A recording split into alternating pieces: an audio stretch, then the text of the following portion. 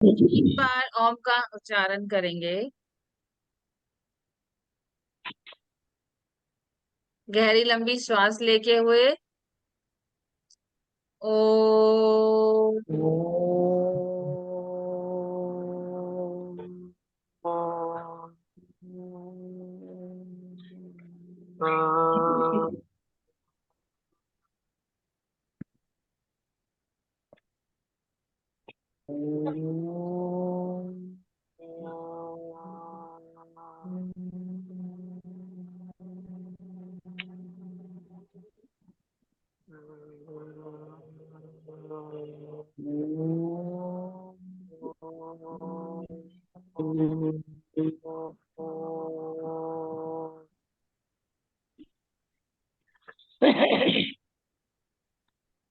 नमो नारायण। नमो नारायण। सभी को नमन फिर से।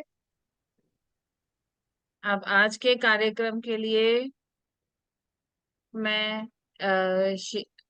मैं श्री अवधेश मिश्रा जी से गुजारिश करूंगी कि वो आगे का कार्यक्रम आरंभ करें।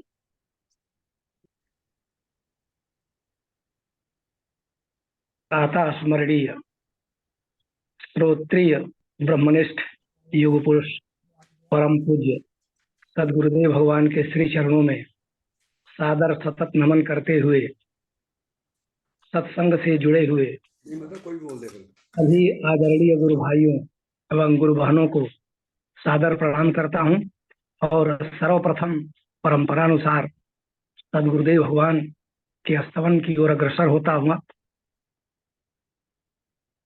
एक श्लोक।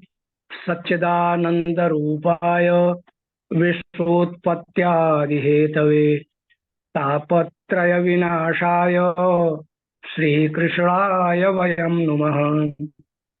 ब्रह्मानंदं परम सुखदं केवलं ज्ञानमूर्तिं द्वन्द्वातीतं गगन सदृशं तत्त्वमस्यादिलक्ष्यम् एकं नित्यं विमलमचलं सर्वधी साक्षिभूतं भावातीतं त्रिगुणरहितं सद्गुरुं तन्नमामि। सद्गुरुं तन्नमामि। पुनः सद्गुरुदेव भगवान के चरणों में कोटि कोटि प्रणाम करते हुए मैं प्रतिदिन की भांति सर्वप्रथम भजन के लिए श्रीमती कमल शर्मा जी से निवेदन करता हूं कि आदरणीय गुरु बहन श्रीमती कमल शर्मा जी एक भजन प्रस्तुत करने की कृपा करें। जय गुरुदेव। गुरुदेव भगवान के चरणों में कोटि कोटि नमन। सभी गुरु भाई बहनों को सादर प्रणाम। थोड़ा ध्यान लगा, थोड़ा ध्यान लगा, गुरुवर दौड़े दौड़े आएंगे। थोड़ा ध्यान लगा, थोड़ा ध्यान लगा, गुरुवर दौड़े दौड़े आएंगे। तुझे चरणों से लगाएंगे। थोड़ा ध्यान लगा, मन की अखियां खोल, मन की अखियां खोल, तुझको दर्शन वो कराएंगे। तुझे चरणों से लगाएंगे। मन की अखियां खोल, थोड़ा ध्यान लगा। है राम रे भैया वो, है कृष्ण कन्हैया जो, वही मेरा ईश्वर है राम रे मैया वो, है कृष्ण कन्हैया जो, वही मेरा ईश्वर है। निष्काम राहों पर चलना, निष्काम राहों पर चलना सिखाए जो, वही मेरा जगदीश है। प्रेम से पुकार, प्रेम से पुकार, तेरे पास वो तब आएंगे। प्रेम से पुकार, प्रेम से पुकार तेरे पास वो तब आएंगे, तुझे चरणों से लगाएंगे।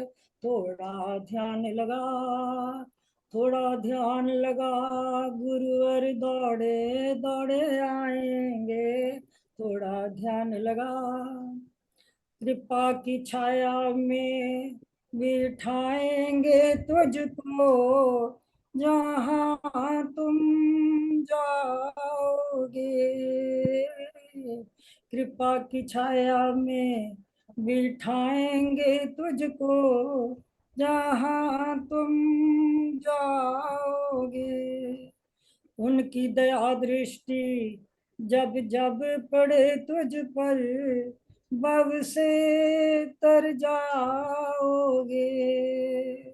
उनकी दया दृष्टि जब जब पड़े तुझ पर, भव से तर जाओगे। ऐसा है विश्वास, ऐसा है विश्वास, मन में जोत वो जगाएंगे। ऐसा है विश्वास, ऐसा है विश्वास, मन में जोत वो जगाएंगे, तुझे चरणों से लगाएंगे। थोड़ा ध्यान लगा, थोड़ा ध्यान लगा, गुरु पर दौड़े दौड़े आएंगे, तुझे चरणों से लगाएंगे। ऋषियों ने मुनियों ने गुरु की महिमा का किया गुणगान है।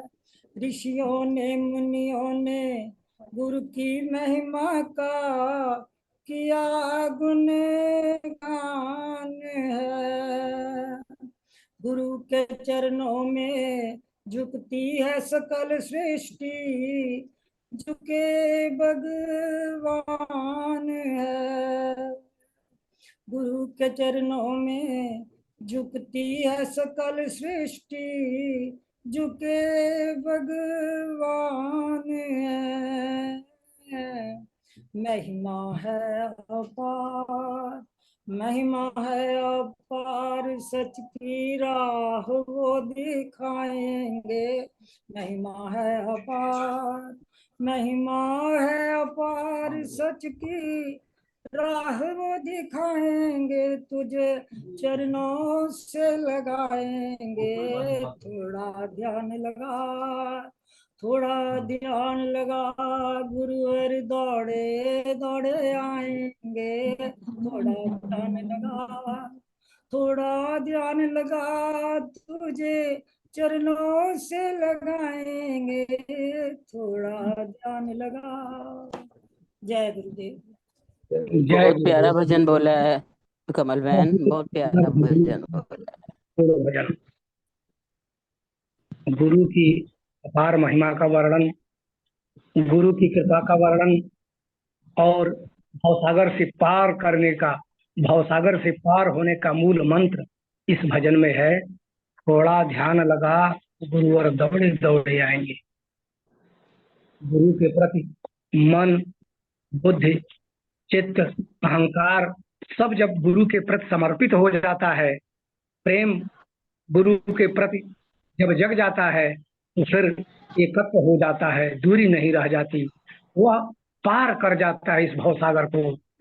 और मन की आंखें गुरुदेव खोल देते हैं, परम पद का दर्शन करा देते हैं, और जो निष्काम राहों पर चलना सिखाते हैं और कृपा की छाया में तुम्हें बिठा लेते हैं। ऐसे गुरु का ध्यान कर कहते हैं, उनकी दया दृष्टि से भवसागर तर जाता है शिष्य। गुरु ही मुक्ति है। इस भजन का अगर सारांश कहा जाए तो गुरु ही मुक्ति है। गुरु को पा लिया तो मुक्त हो गया, अगर गुरु को नहीं पाया तो फिर संसार बंधन में पड़ा ही रह जाएगा। ऋषि मुनियों ने गुरु की महिमा गाई है और गुरु की महिमा अपार है, पार नहीं पाया जा सकता। लिखा ही है कि 7 समुद्र को मछ करूं, लेखन सब बन रहा है। धरती सब कागज करूं गुरु गुण लिखा न जाए। बहुत महत्वपूर्ण भजन। आदरणीय गुरुबहन कमल शर्मा जी को बहुत बहुत धन्यवाद। अब मैं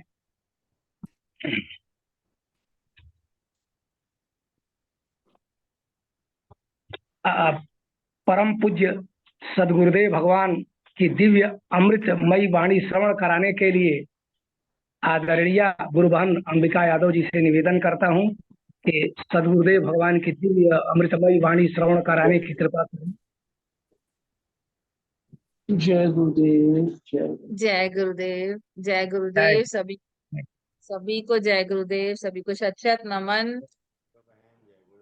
आज हम गुरु भगवान की अमृतमयी वाणी से नागपुर प्रवचन नागपुर प्रवचन 10 भाग 1 सुनेंगे।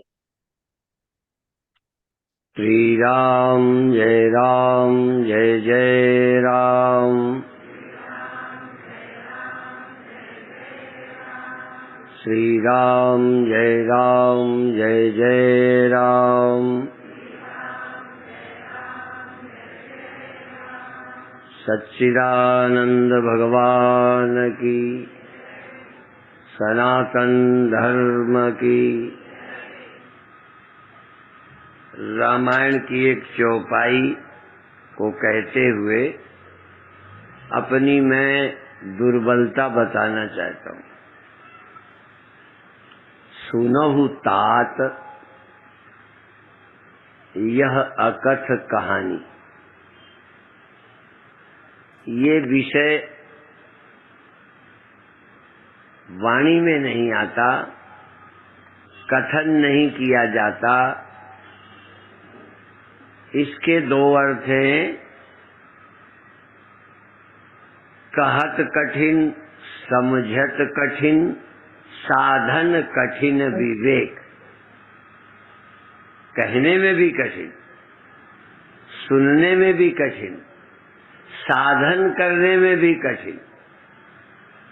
कहत कठिन साधन कठिन, कहत कठिन सुनत कठिन साधन कठिन विवेक। होय गुणाक्षर न्याय पुनि प्रत्युह अनेक। गुणाक्षर लकड़ी में जो घुन लगता है, कभी उसमें गांठें पड़ जाती तो वो नहीं जा पाता, पर घुन चलते चलते कोई अक्षर बन जाए, इसको बोलते हैं गुणाक्षर न्याय। बना नहीं पाता, बन जाता है। तो ना तो हम कह पाएंगे, शायद आप सुन नहीं पाए, समझ नहीं, साधना भी बड़ी कठिन है। और भी एक है, यह गुण साधन ते नहीं होई, तुम्हारी कृपा पाओ कोई कोई। खूब साधन करके भी लोग अधूरे रहते हैं। पता नहीं किसका काम कैसे बन जाता है। उसकी कृपा है, आपका जन्मों का पुण्य है, ये कैसे झोली में आ जाए ब्रह्म विद्या। तो मैं कह रहा था, कहते नहीं समझत नहीं बनती, कहते नहीं बनती, समझते नहीं बनती। कैसे? कोई कोई कहते कहत कठिन, कहने में तो कठिन है लेकिन समझ में आ जाती। कहते नहीं बनती, समझ में आती है। कोई यूं कहते हैं, कोई कहते नहीं। ये ना दोनों के लिए है, न कहते बनती न समझते बनती है। फिर क्या करना है? विश्वास। भवानी शंकरौ वंदे श्रद्धा विश्वास रूपिणौ, याभ्याम विना न पश्यन्ति सिद्धा स्वांतस्तमीश्वरम। बुद्धि विश्वास को तोड़ने के लिए नहीं है, ध्यान रखना। बुद्धि आवश्यक है पर बुद्धि पहुंचाएगी नहीं। बुद्धि सिर्फ आपको समझने में बाधा है ये बताकर चुप हो जाएगी। जितनी बुद्धि लगानी है, लगानी तो है, पर किस लिए कि ये समझ में नहीं आता, इसमें लगानी है। और जब सारी समझ बेकार हो जाएगी तो जो गुरु कहते हैं, ग्रंथ कहते हैं, वो हृदय में उतर जाएगा, उतर जाएगा। कुछ लोगों का है समझ में ना आएगा तो नहीं उतरेगा, उनका ख्याल है समझ से ही सब आता है। हमारी समझ है कि जब समझ घुटने टेक देती है तो हृदय उसे स्वीकार कर लेता है। इसलिए गोस्वामी जी कहते हैं, भवानी शंकरौ वंदे श्रद्धा विश्वास रूपिणौ याभ्याम बिना न पश्यन्ति। यहाँ बुद्धि का प्रयोग नहीं किया, श्रद्धा विश्वास रूपी शंकर पार्वती जिनके बिना कोई इसे समझता नहीं है, इसलिए याभ्याम बिना न पश्यन्ति, ये तो मालूम पड़ता है श्रद्धा विश्वास से। तो अब क्या करना है, हमारी बुद्धि में जो आता है वो विषय आता है, अनुभूति में जो आता है। जैसे आंखों में दिखाई देने वाला दिखेगा कि ना दिखाई देने वाला, हमें सीधा गणित, आंखों से दिखने वाली चीज दिखेगी कि ना दिखने वाली। नहीं स्पष्ट हो तो फिर कहूं, पहले यही समझाना है कि जो आंखों से नहीं दिखता, तो जैसे सुगंध, मैं फूल दिखाता हूं, एक ही तरह के गुलाब के 4-6 फूल, अमेरिका में फूल बहुत अच्छे होते हैं पर सुगंध नहीं होती। इसीलिए एक ये भी कहावत है कि खुशबू आ नहीं सकती कभी कागज के फूलों से। कागज के फूल देखने में बिल्कुल ऐसे सुंदर लगेंगे पर खुशबू नहीं आएगी, माने आंख से असली लगेंगे। एक किसी का मैंने प्रवचन सुना था कि एक तरह के 2 फूल हैं, वजन में सुंदरता में 100%, आप देख के जान ही नहीं सकते, छूने में कोमल भी वैसे ही, तो कैसे जानोगे कि एक असली एक नकली है? तो उसने कहा हम देख लेंगे, मधुमक्खी जिसमें बैठेगी समझेंगे असली है, जिसमें वो न बैठे समझेंगे नकली। अभिप्राय समझ में आया? तो आंखें तो फूल देख सकती है, सुगंध आंखें कैसे देखेंगी? वो आंख का विषय नहीं। फिर चलो उसके लिए तो तुम्हारा कान सबूत है। अब आवाज अच्छी है कि बुरी है, बहरा क्या जाने, वो तो ओठ का ऐसे मुंह फैलना भर देखेगा, गूंगा, वो आवाज नहीं सुन सकता। इसी तरह सुगंध नाक से मालूम पड़ेगी, आंख से नहीं। रूप आंख से मालूम पड़ेगा, नाक से नहीं। अंधे को फूल सुंघाओ, सुगंध बता देगा पर रूप नहीं बता पाएगा। अर्थात ये इंद्रिय एक एक विषय में सक्षम है। बुद्धि मन को और मन के विषयों को पकड़ पाती है।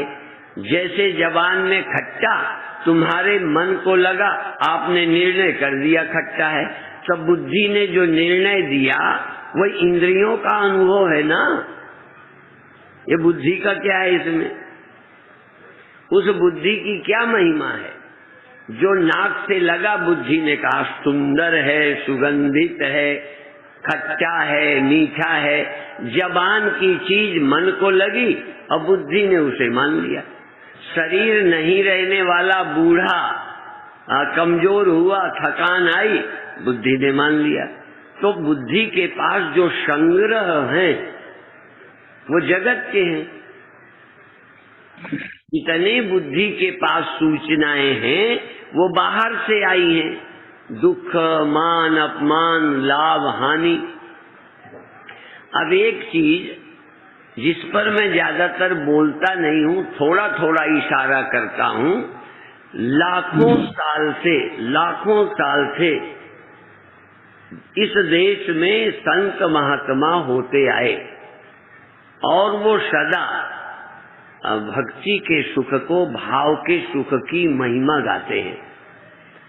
इंद्रिय सुख की महिमा गाने की जरूरत नहीं है। इंद्रियों के अनुभव को ग्रंथ पढ़ने की जरूरत नहीं है। खाने का स्वाद बच्चे को आने लगता है। मैं एक बार पंजाब में था, दिन के 8 बजे थे, माँ ने बच्चे को उठाया और लेके मेरे पास आ गई और कहती हाथ जोड़ो, रुचि नहीं। फिर कहा ऐसा बोलो, कुछ नहीं बोला। मैंने देखा अब इसको अभी कोई आलस्य का अंश है, इसको ताजगी नहीं आ रही, तो मैं थोड़ा मुड़ के गया, टाफी उठा लाया, टाफी दिखाया तो ताजगी आ गई। रामायण सीरियल एक समय बहुत रामानंद सागर का चला, हम लोग देखते थे। रोड में भी टाइम हो जाए तो कोई कस्बा पड़ जाए तो गाड़ी रोक के देखते थे, इतना अच्छा लगता था। उसमें रावण की वो जो दिखाया कुंभकर्ण को, शोर किया नहीं जागा, हाथियों से नहीं जागा, पता नहीं, पर कहते हैं जब वो बोतल वोतल और कुछ सुगंधित चीज रखी तो उससे नींद खुल गई। वो चाहे कहानी कितनी कैसी है, पर कई लोग किस चीज से जगते हैं। तो आपको भी एक दोस्त मिलने आ जाए, आप आलस्य में हो, तुरंत कोई कहे अरे वो आया है, आपकी नींद चली जाएगी। मैं आज भक्ति के लिए छोटा सा सूत्र कहना चाहता हूं। जो भगवान की चर्चा सुनते नींद जिसकी चली जाए, जिसको प्रभु के नाम सुमिरन से आनंद मालूम पड़ने लग जाए, जिनको किसी को नमस्कार करके सुख का संचार हो जाए, जिसको दूसरे को मान देते हुए आनंद मालूम पड़ने लग जाए, यह ऐन्द्रिक सुख नहीं है, ये भाव का सुख है। पूजा और आरती का सुख जानवर को न महक आएगी, क्या है? माने जिसमें इंद्रियों को न मिलता हो उसमें सुख मिले, वो भक्त है। ध्यान लो, भक्ति की परिभाषा भाव सुख, भक्ति माने भाव सुख। जैसे राष्ट्र के लिए किसी ने कहा, जो भरा नहीं है भावों से, बहती जिसमें रसधार नहीं, वो हृदय नहीं है, पत्थर है जिसको स्वदेश का प्यार नहीं। एक गाय, देखो इमोशन, भाव, बच्चे को, गाय के बच्चे को छोड़ दीजिए, वो दूध उतार देती है, उसके अंदर प्यार आता है। एक थोड़ा मोह का अंश है, थोड़ा भक्ति इसमें जोड़ देंगे, बच्चे को गोद लेके माँ के अंदर खून बढ़ जाता है। खुशी से रक्त बढ़ता है, आनंद के साथ रक्त बढ़ने लगता है। जो ज्यादा टेंशन में रहते हैं उनका खून कम हो जाता है, और संसार से प्रेम करने वाले को टेंशन होगी। क्यों होगी? जिसको आप प्यार करते हो वो एक समान रहता नहीं। अभी एक भजन की लाइन भी सुन रहे थे, मन जो है परिस्थिति के अनुसार, हालात के मुताबिक मन बदलता है, लेकिन हमको गुरुदेव डंडे से मारते थे, प्रेम नहीं घटा। दर्द अच्छा नहीं लगा, डंडा अच्छा नहीं लगा, लेकिन वो इतने अच्छे लगते थे, उन पर कोई शक नहीं था। उनके डांट में भी हमें अच्छा लगता था। हमको एक प्यार तो वो ऊपर से कभी करते दिखते ही नहीं, हम लोग उनके प्यार को तरसते थे। ज्यादा प्यार करने वाले का कभी कभी प्यार मालूम नहीं पड़ता, रोज मिलता रहता है। कभी उसका अभाव हो तो ज्यादा मालूम पड़ता है। तो गुरुदेव एक बार कहते, ए परमा, स्वामी नहीं, आनंद भी नहीं, एक परमा। इतना कहें तो ऐसा लगता था स्वर्ग मिल गया।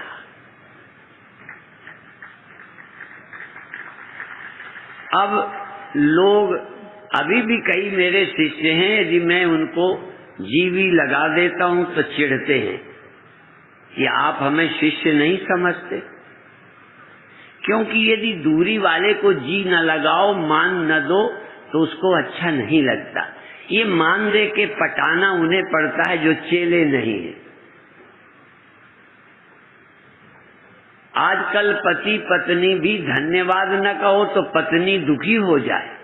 विदेश में तो रिश्ता ही धन्यवाद के कारण टिका हुआ है। यदि तुमने चाय पकड़ाई तो धन्यवाद, निकल जाने दिया तो धन्यवाद, बिना धन्यवाद का कुछ है ही नहीं। तुमने किया वो धन्यवाद देते हैं। यदि आपको अच्छा न कहे, हमारे यहाँ घर के मुखिया को निमंत्रण आता था, अभी वो बहुत युग नहीं बीत गए जिसको पुराणों में पढ़ा जाए। पिता को निमंत्रण आता था, बेटे खुश, पति को आता था, पत्नी खुश, भाई को, बड़े भाई को आ गया, सब भाई को आ गया। आज तो एक भाई को आवे तो दूसरा परेशान है। माने भाई भाई भी एक नहीं रहे, पिता पुत्र एक नहीं रहे, गुरु शिष्य एक नहीं रहे। मान लो मेरी बहुत इज्जत हो जाए तो मेरे सब शिष्यों को खुशी हो जाएगी, पर मेरी इज्जत होने पर मान लो किसी की इज्जत ना हो मंच में तो परेशान हो जाए। इसका मतलब गुरु की इज्जत में तुम्हें अपनी इज्जत शामिल नहीं हुई। यदि देश की इज्जत हो जाए, विश्व में भारत की महिमा बढ़ जाए, तो मैं भूखा भी हूँ तब भी मैं अपने देश का भक्त हूँ, इसकी प्रशंसा सुनकर खुश होऊंगा। और मैं यहाँ राजा बना हूँ, विदेश में भारत को लोग गाली देते हैं कि ऐसे लोग हैं, मैं सुनकर कैसे खुश हो जाऊं। भारत की प्रशंसा मुझे अपनी प्रशंसा लगनी चाहिए। धर्म साधु की प्रशंसा, जिस दिन कोई साधु को देश के लोग, चैनल वाले साधु को अच्छा कह दें, उस दिन मुझे बहुत खुशी होगी। तो चैनल वाले तो साधु की बुराई दिन भर दिखाते हैं, अच्छाई एको घंटे नहीं दिखाते। किसी साधु के आश्रम की सेवा को चैनल वाले वो कितने हजार दो तो 20 मिनट दिखाएंगे, और गड़बड़ कोई एक आध चेले से हो जाए तो 3 दिन तक दिन भर दिखाएंगे। इससे पता चलता है कि तुम्हारी रुचि किस में है। साधु बुरे होंगे, अच्छे नहीं होंगे, सच्ची बात वो बताते होंगे। मैं चैनल वालों को बुरा नहीं कहना चाहता कि वो बेईमान हैं, पर उनकी नीयत में यदि ईमानदारी है तो किसी की अच्छाई भी दिखावें फ्री। इसका मतलब नीयत के खोटे हैं। जो केवल बुराई बताता है, लिख लो कि उसकी नीयत निगेटिव है, सोच निगेटिव है, वो बुराई फैलाने में रुचि रखता है, अच्छाई फैलाने में नहीं। तो मैं क्या कहना चाहता हूँ, हाथ जोड़कर मंदिर में बैठकर यदि आपको आनंद आ जाए तो ताश खेलने की क्या जरूरत, ये पिक्चर देखने की क्या जरूरत। या बड़े कहलाने में, यदि मैं ध्यान करता हूँ और आनंद में डूब जाता हूँ, यदि कोई ब्रह्मज्ञानी ऊंच से ऊंचा, ब्रह्मज्ञानी उच्च से ऊंचा, तो फिर ब्रह्मज्ञानी को राजा बनने की क्या जरूरत। बड़े होने के लिए तो कुछ कर रहे थे। अब जिस समाज में पंडितों के पैर ठाकुर छूते थे, बनिए छूते थे, राजे, बड़े बड़े गांव के लोग, प्रतिष्ठित धनी छूते थे, और स्वयं मांग के खाता था, तो जो मांग के खाता है और धनी पैर छूता है, उस पंडित की बेइज्जती है कि इज्जत। और जिसको मांगने पर भी इज्जत हो वो चोरी क्यों करेगा? उसे क्या जरूरत कहीं का राजा बनने की, वो तो महाराज वैसे ही बना बैठा है। पर दुर्भाग्य से उनको मान भी नहीं, शायद वो मान की वैल्यू समझते ही नहीं है। कई बार साधु राजनीति में जाते हैं तो जब वो आते हैं बड़ा नेता तो साधु खड़ा होता है। बुरा नहीं माने, खड़ा होना अपमान नहीं है। हम तो चरणों में सिर रख सकते हैं, लेकिन किस लिए रखा? कुर्सी के लिए। हम उसको माला पहना सकते हैं, उसके चरण छू सकते हैं, उसको तिलक कर सकते हैं कि जाओ देश का काम करो। मैं कहना क्या चाहता हूं, यदि भक्ति का आनंद तुम्हें मिले तो काम सुख अपने आप कम हो जाएगा। जहां राम तहां काम नहीं, जहां काम नहीं राम। यदि आपको भक्ति से, प्रार्थना से, आरती से नहीं मिलता, ये बात मुझे मालूम है। जिस दिन हजारों सालों से गुरुओं का परिश्रम भक्ति से सुख मिलने लग जाए, थोड़ा बहुत आपको मिलता है तो काम छोड़े यहाँ बैठी हो। नहीं तो अभी बात सुन रहे थे, किसी ने इधर ताली बजाई, थोड़ा सुनाने में आधा सुन पाए थे, आधा नहीं। निरंजन ज्योति ने ये कहा था कि किसी का प्रवचन आ रहा है तो माताओं ने ताली बजा दी कि बहुत अच्छी बात कही, पर इन्होंने तो ये कही थी कि बच्चे ऋतंभरा का प्रवचन या भगवान की कथा के चैनल को बंद करके वो निकाल लेते हैं और नाच तमाशा होता और कोई भक्ति का चैनल निकाल कर देखता, उसमें सुख मिलता। हो सकता है शर्म के कारण मैं भी बैठा होता और गंदा वाला देख के आनंद लेता होता, इतने में हमारे पेठे जी आ जाते तो हम बटन दबा देते कि पेठे क्या कहेंगे। आप जानते हो, शर्म बस बुराई छोड़ते हो, बुराई में रस है, और शर्म बस नाक बचाने के लिए मंदिर जाते हो, मंदिर में रस नहीं रहा। जिस दिन मंदिर में रस आ जाएगा उस दिन कुर्सी का रस चला जाएगा। रस आना चाहिए। रामचरित जे सुनत अघाही, रस विशेष जाना तीन नाही। जिनको कथा का रस दिल न भरे और सुने और सुने और भजन और पूजा और आरती। पर एक बात और समझ लो, साथ में मैं दोहरा देता हूं क्योंकि मैं एक तरफा नहीं सोचता। एक गरीब आदमी है, भजन में उसका मन लगता है, भजन छोड़ने को मन नहीं करता, लेकिन ठंडी में बच्चे को कपड़े नहीं है, पेट की रोटी नहीं है। तो गांधी जी कहते थे, मैं भूखे के सामने भगवान की चर्चा कैसे करूं, उसका एक भगवान रोटी भी है, पहले वो भी चाहिए। आनंद के लिए रोटी नहीं, आनंद के लिए धन नहीं। धन तो आवश्यकता की पूर्ति के लिए हो, आनंद मुझे फ्री का हो। आनंद के लिए मुझे रुपए न फेंकने पड़े। और मैं बताता हूं, तुम्हारे चरणों में मैं सिर रखने को तैयार हूं, जो आनंद के लिए पैसा नहीं बहाते।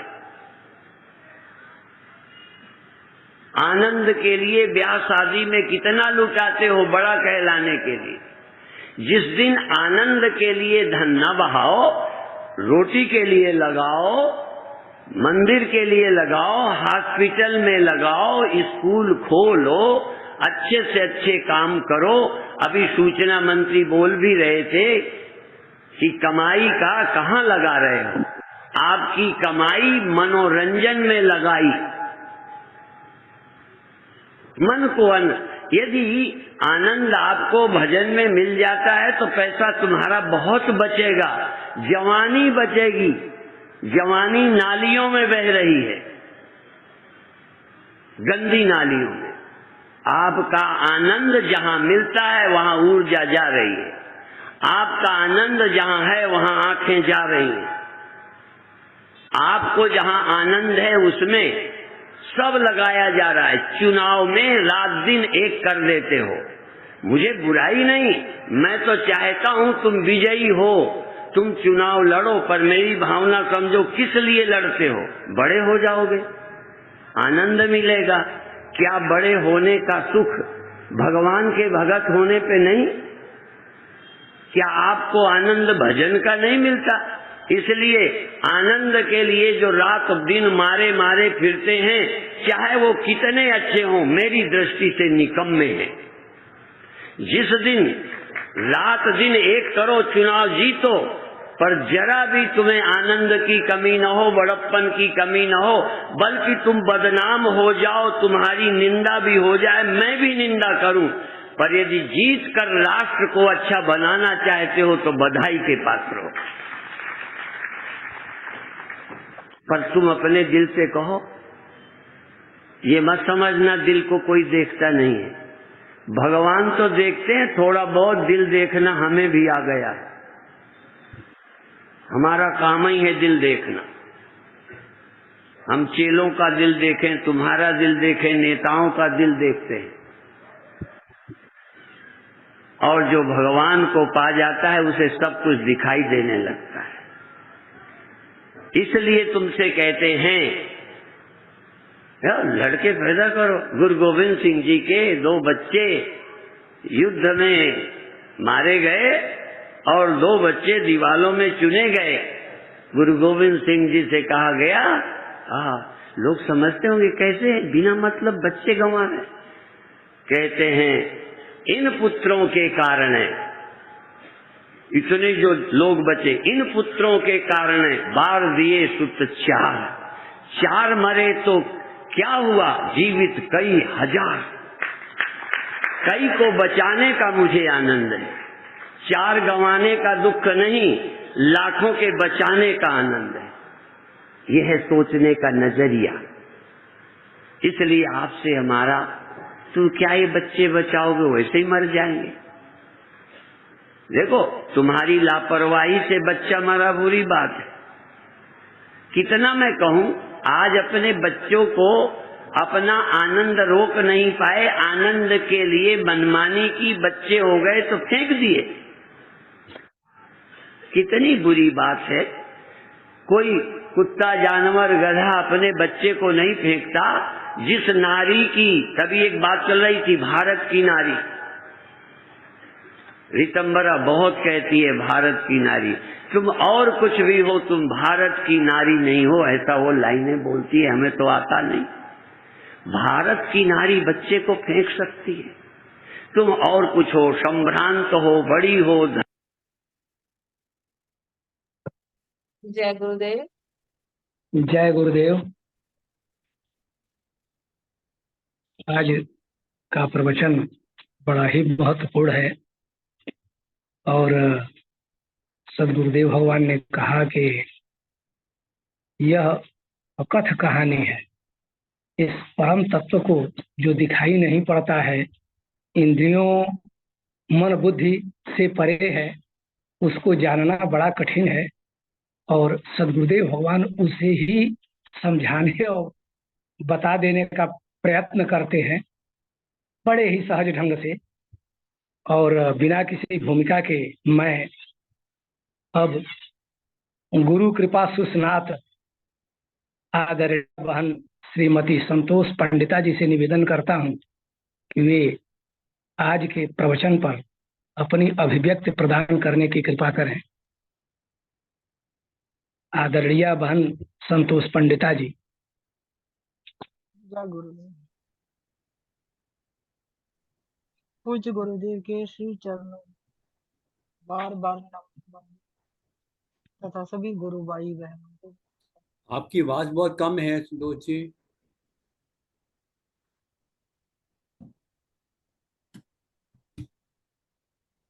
अब ठीक है? हाँ हाँ हाँ, जितना पास में मोबाइल रखेंगे बेटर है। हाँ जी।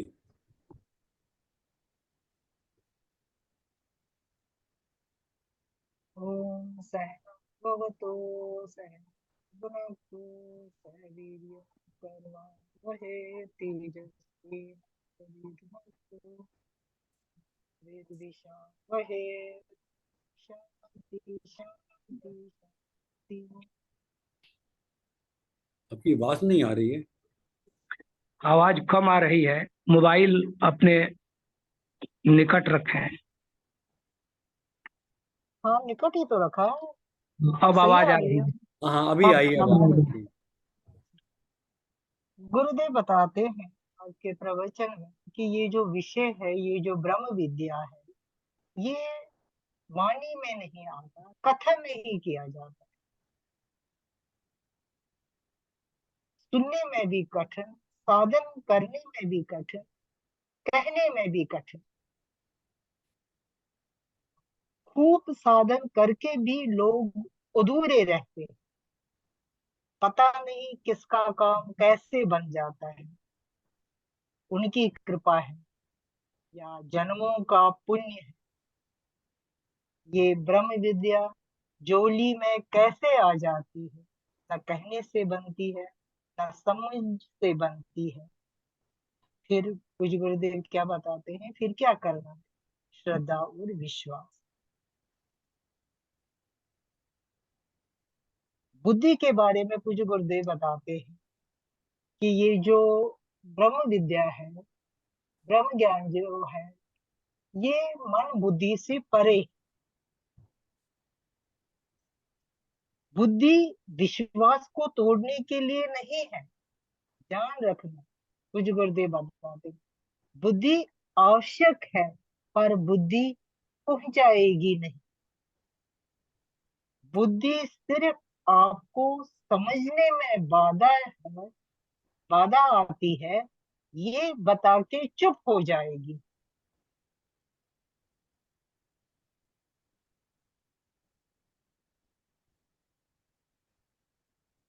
इसलिए पूज्य गुरुदेव बताते हैं कि जब सारी समझ बेकार हो जाएगी, तो फिर जो गुरु कहते हैं, ग्रंथ कहते हैं, वो हृदय में उतर जाएगी। जैसे एक कोई साधक शिष्य गुरु के पास गया, गुरु तो नहीं बनाया था, वैसे ही किसी संत के पास गए थे, तो फिर उन्होंने कहा कि मुझे ये चीज आती है। वो लिख के ले आया कि क्या क्या मुझे पता है, क्या क्या मुझे समझ में आ गया। तो फिर संत ने उसको बोला कि इसका आधा कर लो, मेरे पास इतना समय नहीं। फिर वो आधा करके आ गया।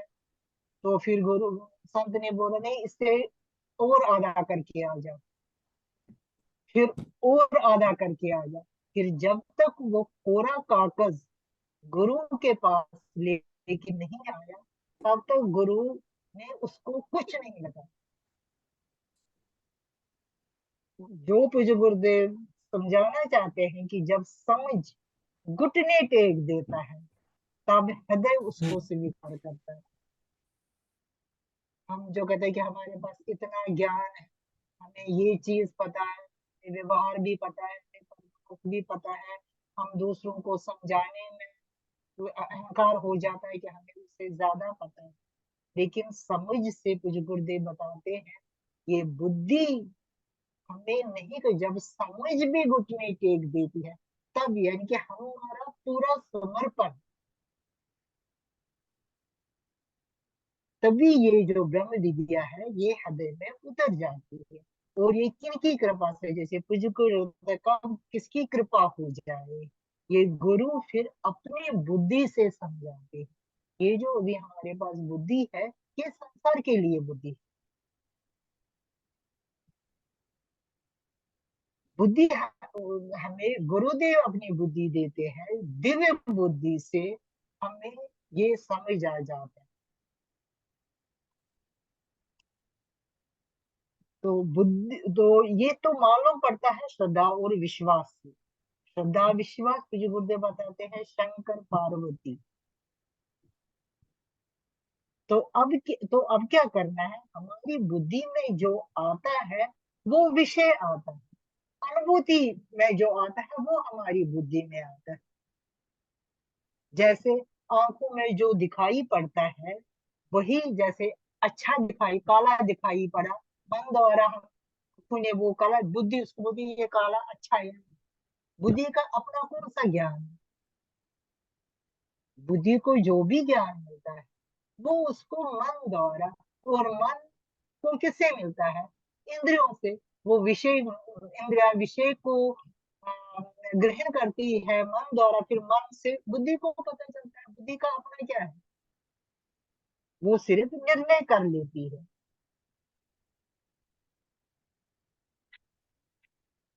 ऐसे बुजुर्ग ने बताया है, आवाज हम कान से सुनेंगे, आ, खुशबू नाक से सुनते हैं, अर्थात इंद्रिय एक एक विषय में सक्षम। बुद्धि मन को, और मन विषय को पकड़ के बुद्धि ने जो निर्णय लिया, जैसे भोजन भोजन खट्टा, मन ने, मन को पता चला, और बुद्धि ने कहा कि मुझे खाना चाहिए या नहीं खाना चाहिए। जुबान की चीज जैसे भी है, मन को लगी और बुद्धि ने उसे मान लिया। शरीर नहीं रहने वाला, कमजोर हुआ, बूढ़ा हुआ, थक गया, बुद्धि ने मान लिया। अर्थात बुद्धि के पास जो संग्रह है, वो जगत का है। जितनी बुद्धि के पास सूचनाएं हैं वो बाहर से आई है, वो अंदर से नहीं है, सारी बाहर से आई है बुद्धि के पास। दुख, सुख, मान, अपमान, लाभ, हानि।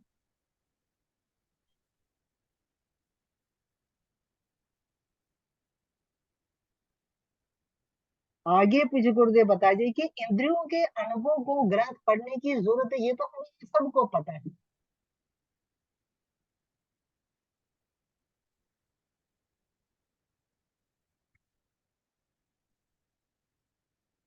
हमें जो इस दे मतलब जो संत महात्मा हुए हैं, वो भक्ति के सुख को, भाव के सुख की महिमा बोल बताते हैं। जैसे अभी हम सभी जूम पर सत्संग करें कि हरे का भाव सुख, या हरे को एक जैसा सुख नहीं मिलता होगा, चाहे किसी को सुनने में, चाहे किसी को बोलने में। कई लोग बोलते हैं, उनको इतना सुख नहीं मिलता है जितना कि सुनने वाले को मिलता है, और किसी को बोलने में ज्यादा। किसी का क्या भाव है, कैसा भाव है, या कितना समर्पण है, कितना मन एकाग्र है। और इसके लिए पूज्य गुरुदेव बताते हैं कि वो भक्ति चाहिए। भक्ति की परिभाषा पूज्य गुरुदेव बताते हैं, जब भगवान की चर्चा सुनने में नींद चली जाए। हमें तो नींद आती है, कभी कभी प्रवचन करते हैं गुरुदेव जैसे हरिद्वार में भी, तो फिर हम थोड़ा सा आलस आ जाता है। दूसरा बताते हैं कि जिनको प्रभु के नाम स्मरण से आनंद बढ़ने लग जाए, जैसे कहीं पर कईयों को मैंने देखा है, भागवत कराते हैं तो फिर कितने झूम जाते, कितना वो नाचते हैं, कितना मतलब उनका एकदम से पूरा वो उसमें डूब जाते। जिनको किसी का नमस्कार करने में सुख का संचार हो जाए, कहीं हम दूर से भी करें, घर बैठ के भी हम करें। कुछ गुरुदेव भगवान बताया कि घर बैठ के भी अगर आप मेरे को नमस्कार करेंगे, वो मेरे तक पहुंच जाएगा। कैसे पहुंच जाएगा? भाव से। इस देह से नहीं पहुंच सकता।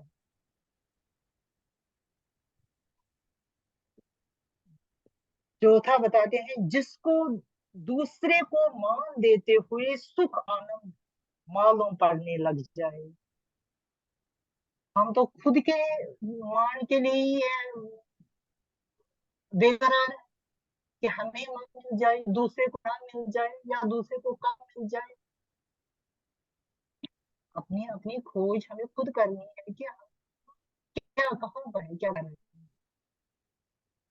कुछ गुरुदेव बताते हैं कि जिनको दूसरे को मान देते हुए सुख आनंद मालूम पड़ने लग जाए, ये है भक्ति की परिभाषा। ये इंद्रिय सुख नहीं है, ये भाव का सुख है।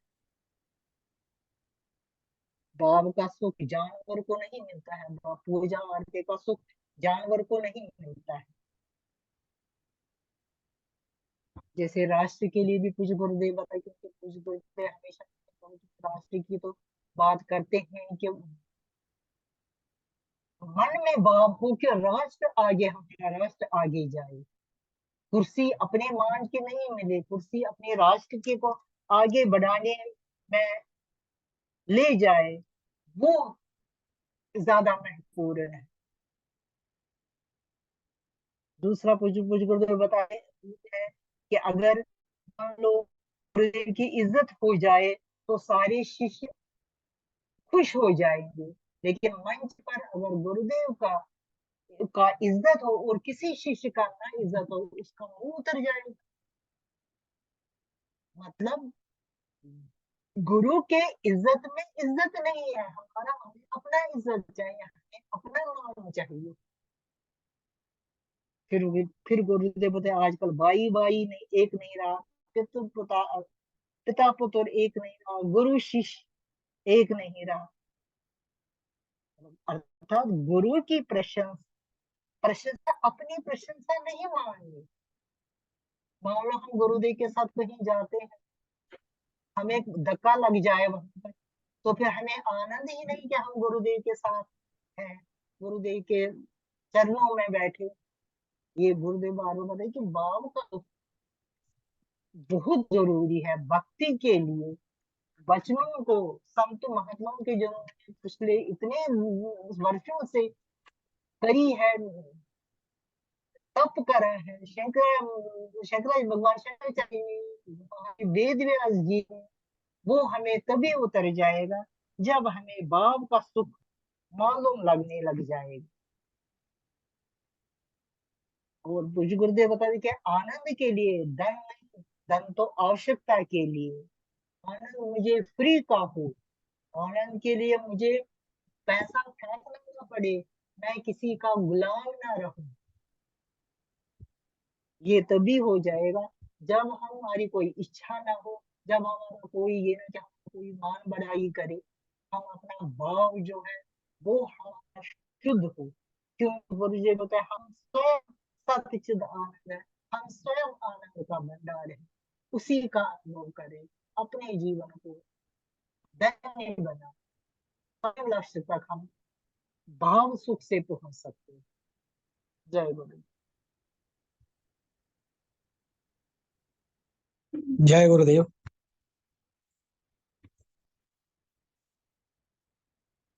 आज के प्रवचन पर आदरणीय गुरु बहन जी ने बड़ी ही सुंदर अभिव्यक्ति दी है, हर बिंदु को इन्होंने स्पर्श किया है। और सदगुरुदेव भगवान ने कहा है कि यह अकथ कहानी है, समझना कठिन है, कहत कठिन समुझत कठिन। और साधना जीवन में इसको साध लेना और कठिन है। और हो ही गुणाक्षर न्याय जो, यदि ईश्वर की कृपा पूर्व जन्मों के पुण्य आदि के अवसर आ भी जाता है तो पूरी प्रत्युह अनेक बाधाएं, प्रत्युह बाधाएं खड़ी हो जाती हैं, तरह तरह की बाधाएं आती हैं। तुलसीदास ने कहा ही है कि जितनी इंद्रियां हैं इन सबके देवता हैं, स्वामी हैं। और ये जब देखते हैं कि ये आध्यात्म की ओर, भक्ति की ओर मुड़ रहे हैं, तो सारी इंद्रियों के देवता कपाट दरवाजे को खोल देते हैं कि विषय की हवा प्रवेश कर जाए, ये उधर न जाए। लेकिन इन सबका समाधान आज गुरुदेव ने प्रस्तुत किया है और कहा है कि श्रद्धा और विश्वास। श्रद्धा और विश्वास है क्या? श्रद्धा और विश्वास पात्रता प्रदान कर देता है, अपात्र को पात्र बना देता है। श्रद्धावान लभते ज्ञानम, यह ज्ञान उसी को प्राप्त होता है जिसमें श्रद्धा हो। श्रद्धा वह पात्र है जिसमें ज्ञान रूपी जल टिकता है, यह सदगुरुदेव भगवान ने कहा है। और कहा है कि ये जब भवानी शंकरौ बंदे श्रद्धा विश्वास रूपड़ौ, कहा है सदगुरुदेव भगवान ने कि भवानी और शंकर का स्वरूप क्या है? श्रद्धा और विश्वास है। श्रद्धा ही भवानी है और विश्वास ही शंकर है। शंकर है, कहते हैं याभ्याम बिना न पश्यन्ति सिद्धा स्वांत स्तमेश्वरम। जिस श्रद्धा और विश्वास के बिना अपने हृदय में स्थित उस तत्व को भी ज्ञानी योगी नहीं देख पाते हैं, या भ्याम बिना न पश्यंत सिद्धा, कौन तो जो सिद्ध है, या भ्याम जिन दोनों के बिना, श्रद्धा और विश्वास के बिना, या भ्याम बिना न पश्यंत सिद्धा, स्वांतः स्वांतस्थ, अपने अंतःकरण में स्थित, अपने हृदय में स्थित उस तत्व को, उस परम तत्व को, उस परमेश्वर को भी नहीं देख पाते बिना श्रद्धा और विश्वास के। इसलिए श्रद्धा और विश्वास पर बड़ा बल दिया है सदगुरुदेव भगवान ने, और यह गुरु की कृपा से होता है। गुरु की जब कृपा हो जाती है तो बिल्कुल नवीन जन्म हो जाता है, सब बाधाएं दूर हो जाती हैं और भाव ही तैयार कर देते हैं, भाव दृष्टि दे देते हैं, भाव की नजर दे देते हैं सदगुरुदेव भगवान, और वह वही तक पहुंचा देता है। आज का भजन भी इसी परिप्रेक्ष्य में है, बिल्कुल आज का प्रवचन और आज का भजन दोनों मिलता जुलता हुआ है, दोनों एक ही ओर प्रेरित करते हैं। और इन शब्दों के साथ मैं अपने आदरणीय गुरु भाई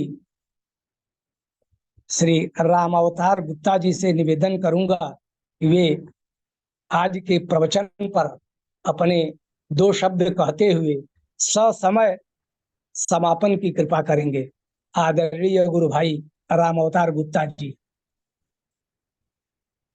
जय गुरुदेव भाई साहब। जय गुरुदेव, जय गुरुदेव। आज का गुरुदेव का प्रवचन का सौंदर्य इसी बात का है कि गुरुदेव ने इस विषय की ओर, जिसकी ओर अनेक बार पहले भी ध्यान दिला चुके हैं, कि जो हमारी इंद्रियां हैं वो केवल अपने एक विषय का ही अनुभव करा सकती हैं। कान है तो वो सुनने के विषय का, कि अच्छा है, मधुर है, कर्कश है, बस वहीं तक सीमित हैं, स्वाद नहीं बता सकती। इसी प्रकार जो इंद्रिय है वो उसी का अनुभव दे सकती है। यहाँ तक के मन की भी सीमाएं हैं। जो इंद्रियां विषयों का अनुभव लेकर बताएंगी उसी के बारे में मन सोच सकता है, उसके अतिरिक्त इधर उधर से कहीं से कुछ ला नहीं सकता अपने आप। और जो बुद्धि है वो मन के बताए हुए पर निर्णय दे सकती है कि खट्टा है या मीठा है या सुगंधित है या दुर्गंधित है। अर्थात बुद्धि के पास तक भी जो संग्रह है वो सांसारिक पदार्थों का ही संभव है। इसलिए जो पारमार्थिक ज्ञान है उसके लिए प्रत्येक मनुष्य केवल ऋषियों के ज्ञान पर, जो उपनिषदों में वेदांत का ज्ञान उपलब्ध है वो, और गुरुदेव की वाणी जिन्होंने अनुभव कर रखा है, जिन्होंने सिद्ध कर रखा है उस ज्ञान को, जिन्होंने अपरोक्ष कर रखा है उस ज्ञान को, उन पर निर्भर है। और एक विशेष बात यह है कि जो गुरुदेव के द्वारा दिया हुआ वेदांत का ज्ञान है, संसार के समस्त दुखों को, समस्त चिंताओं को, समस्त भय को दूर करने का वो एकमात्र साधन है। इसके अतिरिक्त और कोई साधन ही नहीं है। हाँ, इतना जरूर आज गुरुदेव ने एक विशेष हम लोगों को मार्गदर्शन दिया है कि जो भक्ति की भावना है, जो भगवान के प्रति भक्ति का रस है, वो इस दिशा में आगे बढ़ाने के लिए उत्प्रेरक का कार्य करता है। वो बड़ी सुंदर सहायता साधक की करता है। यदि किसी साधक का को ज्ञान तो उसने बहुत एकत्रित किया, लेकिन हृदय में भक्ति का, प्रेम का रस नहीं है, तो वो सफल नहीं हो पाता है। इसलिए बहुत जरूरी है कि मनुष्य अपने से उन तत्वों के ज्ञान के लिए या उन तत्वों में सफलता के लिए भगवान पर निर्भर रहे, उन पर विश्वास भी करे और धैर्य भी रखे। यदि विश्वास तो है, श्रद्धा तो है, लेकिन धैर्य नहीं है तो क्या होगा कि वो उस भक्ति में टिका नहीं रहेगा, फिर डोलता रहेगा फिर वो। इसलिए धैर्य बहुत जरूरी है। कहा गया है patience is the only strength. यदि संसार में शक्ति कोई है तो बस वो धैर्य ही है। धैर्य बहुत आवश्यक है। और बुद्धि की बहुत महिमा आज गुरुदेव ने बताई है कि बुद्धि ही मनुष्य को परमात्मा तक ले जाती है, हालांकि वहां जाके वो वापस लौट आती है, मौन हो जाती है। अब और अधिक व्याख्या न करते हुए, समय की सीमा को देखते हुए मैं समापन की ओर चलता हूँ।